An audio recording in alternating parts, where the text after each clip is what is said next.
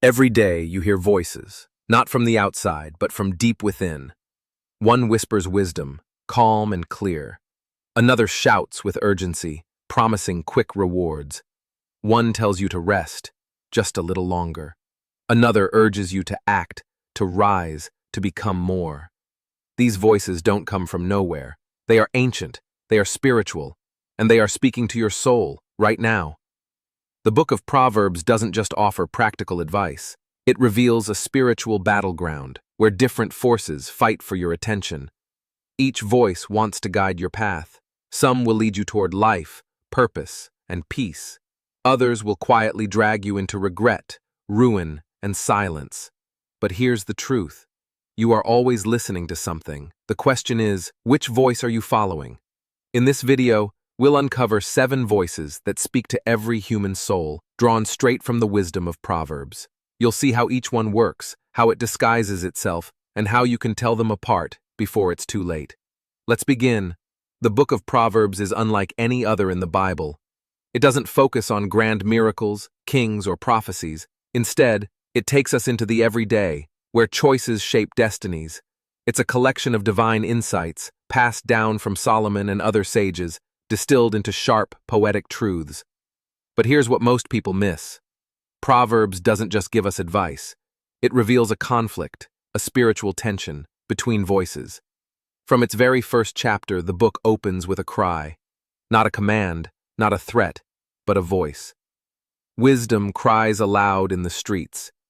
Proverbs 1:20. She stands in the noise of the world, calling for attention.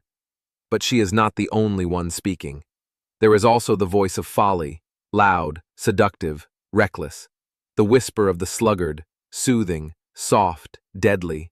The tempter, the fool, the wise friend, the fear of the Lord. Each of these is personified, almost like characters in a play, each with their own tone, message, and motivation. Some call for discipline, others offer shortcuts. Some want you to rise, others want you to sleep, to drift, to forget who you are. And while none of them speak audibly, they all speak clearly, in the choices you make, the thoughts you dwell on, the habits you keep. The ancient Hebrews didn't separate thought from spirit. They believed what you listen to shapes who you become. That's why Proverbs is still alive today, because the voices never stopped. They just changed form, appearing now as scrolling screens, passing thoughts, toxic advice, or quiet conviction. This video is not just a study, it's a mirror, a chance to step back and ask, who has my attention? Who is shaping my soul? Let's listen more closely now, because these 7 voices are still speaking. The voice of wisdom. Proverbs, chapter 8, verses 1 through 3. Does not wisdom call out? Does not understanding raise her voice? At the highest point along the way, she takes her stand. Wisdom speaks first, but she doesn't shout. She calls from the heart of silence, from the edges of our distraction. She speaks with clarity, not volume, with truth, not trend. In Proverbs chapter 8, wisdom is personified as a noble woman, dignified, strong, and open-handed. She's not hiding.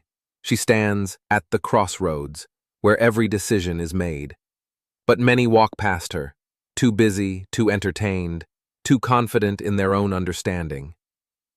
Wisdom's voice is often inconvenient. She might speak through a conviction to delay pleasure, a gut feeling to walk away from the wrong crowd, or a moment of stillness urging you to pray instead of panic. The world won't spotlight her. She speaks before disaster, rarely after. And if you don't stop to listen, you may never know you ignored her until it's too late. I love those who love me, and those who seek me diligently find me. Proverbs chapter 8, verses 17. That's the secret. Wisdom doesn't chase you. You must seek her, intentionally, daily. Do you make time to hear the voice of wisdom? Or are you so used to noise that silence feels like punishment? 2. The voice of folly. Proverbs chapter 9, verses 13 through 18.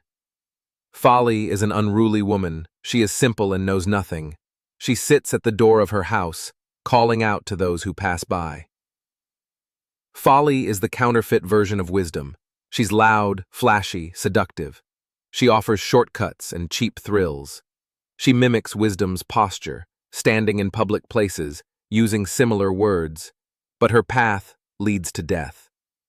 Stolen water is sweet, she says, and bread eaten in secret is pleasant. It sounds poetic, but the verse ends with a chilling line. Little do they know that the dead are there. Folly doesn't sound evil. She sounds familiar. She's the voice that says, just this once. That rule doesn't apply to you. Don't overthink it. Just do what feels good. You've heard her before. So have I. She loves the impulsive, the unguarded, the proud. She turns every moment into a joke, every standard into a cage. And by the time you realize it was a trap, the damage has been done. Are there areas in your life where folly is calling louder than wisdom? Whose voice are you more drawn to, truth or entertainment? 3. The Sluggard's Whisper. Proverbs chapter 6, verses 9 through 11. How long will you lie there, you sluggard? When will you get up from your sleep? A little slumber, and poverty will come on you like a thief. This voice doesn't shout, it whispers, soft and sweet. It tells you you've earned more rest. It says there's time tomorrow. It convinces you that dreams can wait because comfort matters more. Unlike folly, the sluggard's voice doesn't tempt you with excitement. It tempts you with stillness, avoidance, ease. It sounds like, you're not ready yet. Let's wait until you feel more inspired. One more episode, one more scroll. But behind this voice is decay, not the dramatic kind, the slow, invisible kind. You don't lose your calling all at once. You drift from it, hour by hour, nap by nap, excuse by excuse. Proverbs warns that poverty, spiritual, mental, even financial, doesn't come in a blaze. It comes like a thief, quiet, undetected, until it's too late. What dream, goal, or God-given calling have you delayed out of comfort? Is the sluggard's whisper stealing your future? 4. The Tempter. Proverbs 7, verse 6-27. I have perfumed my bed with myrrh, come, let us take our fill of love until morning. This is the most dangerous voice because it feels like love. It cloaks destruction in beauty. The tempter speaks of pleasure but never of consequence, of freedom but never of the chains that follow. In Proverbs 7, a young man is seduced by a woman while her husband is away. Everything sounds inviting, perfume, flattery, secrecy, but the final verse hits like lightning. Her house is a highway to the grave. The voice of temptation is never honest. It exaggerates the reward, hides the price. It comes through screens, songs, strangers, even memories. It offers what your flesh wants now, at the cost of your soul later. And like the serpent in Eden, it always begins with a question. Did God really say? What secret temptation have you justified? What lie have you chosen to believe just because it felt good? 5. The Wise Friend. Proverbs 13:20. Walk with the wise and become wise, for a companion of fools suffers harm. This voice isn't flashy. It doesn't demand attention. It shows up over coffee, in quiet rebukes, in late-night texts. It's the voice of correction and love. The wise friend is a gift from God. They don't just tell you what you want to hear. They remind you who you're meant to become. They say things like, I know that hurt, but you needed to hear it. You're drifting. You know this isn't you. God hasn't abandoned you. Get back up. In a world of echo chambers and flattery, the wise friend is rare. You don't always agree with them, but deep down, you know their words carry truth. Proverbs makes it clear. You can't walk with fools and end up wise. Your company shapes your character. Who are the voices closest to you right now? Do they push you toward wisdom or pull you away from it? 6. The Fool. Proverbs 18:2. Fools find no pleasure in understanding, but delight in airing their own opinions. This voice is loud. It doesn't listen. It argues, not to learn, but to win. The fool doesn't ask questions. They assume. They mock. They talk more than they think. You've seen this voice online, every comment section, every viral outrage. It speaks through pride disguised as confidence, rebellion disguised as intelligence. I don't need anyone's advice. No one tells me what to do. I know better. But Proverbs pulls no punches. The way of fools seems right to them, but the wise listen to advice. Proverbs 12:15.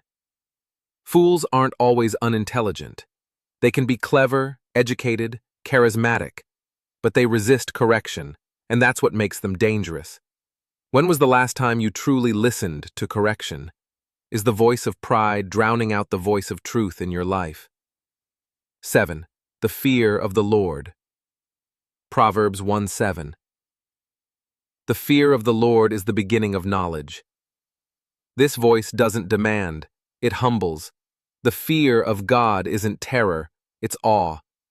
It's the awareness that He is holy and we are not, that He sees what no one else sees, that His ways are not just higher, they are right. This voice doesn't speak in temptation or distraction. It speaks in stillness, in the moments when your soul bows before truth. Be still and know that I am God. Psalm 46:10. This voice changes you. It silences pride. It brings tears of repentance and joy that can't be explained. Everything begins here. Wisdom, courage, healing, purpose. It all starts with reverence. When was the last time you trembled, not out of fear, but out of reverent love? Have you given God the highest voice in your life? You've now heard them all. 7 voices, each with its own tone, its own message, its own destiny. Wisdom calls with clarity, folly shouts with chaos, the sluggard whispers comfort that kills, the tempter flatters with poison-laced promises, the wise friend speaks hard truths in love, the fool mocks and resists. And the fear of the Lord, it humbles, heals, and transforms. These voices are not fiction, they are real, they speak every day, and most of the time, we don't even realize we're listening. We think we're just scrolling, just relaxing, just deciding. But behind those small decisions are spiritual voices, pulling us closer to wisdom, or dragging us further from it. So now the question comes to you, not as an audience, but as a soul. Which voice has been the loudest in your life lately?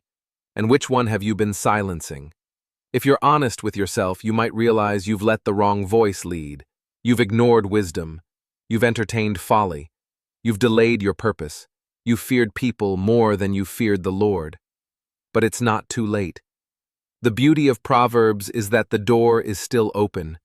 Wisdom is still calling. God is still speaking. And the fear of the Lord can still become the beginning of your transformation. So here's your challenge. Tonight, turn everything off. Just for 5 minutes. No noise, no phone, no podcast, no music. Sit in silence. Ask, Lord, what voice have I been listening to? And then, listen. Because once you start recognizing the voices, you'll finally have the power to choose which one to follow. Thanks for watching. Don't forget to like this video and subscribe to Lore Lineage Chronicles for more videos like this. See you in the next one.